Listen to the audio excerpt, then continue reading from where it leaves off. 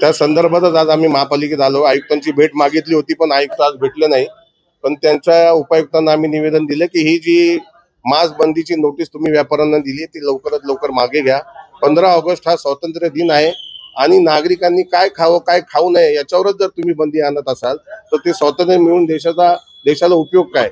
उद्या आपले king Jong, तुम्हाला किंग जोंग माहिती असतील, जे कोरियाचे प्रेसिडेंट आहेत, त्यांनी काही काळे कायदे त्यांच्या देशात लागू केलेत. तेच कायदे आणण्याचा प्रयत्न भाजप करत आहे.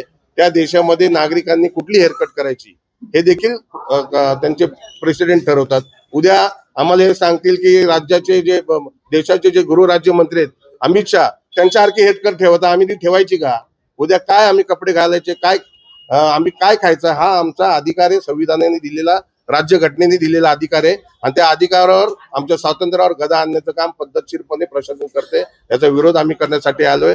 महानगरपालिकेमध्ये आज अनेक प्रश्न आहेत. रस्त्यांमधले खड्डे आहेत, ट्रॅफिक जाम आहे, हॉस्पिटलचा विषय आहे, कचऱ्याचा प्रश्न आहे. हे सर्व बाजूला सोडून नाही ते उद्योग प्रशासनाला कोणी करायला सांगितले आणि हे जर बंदी मागे घेतली नाही तर आम्ही 15 ऑगस्टच्या दिनी आंदोलन करू आमच्या पद्धतीने. जर बंदी मागे घेतली नाही तर महानगरपालिकेच्या गेटच्या बाहेर मांस विक्रेत्यांना घेऊन मांस विक्री करण्याचं काम आम्ही करू. अन्यथा एखादी पोल्ट्री फार्मची गाडी येऊन इथे हे जसे कोंबडी चोर इथे बसलेले आहेत, सगळ्या कोंबड्या प्रशासनाच्या या गेटच्या आतमध्ये सोडू.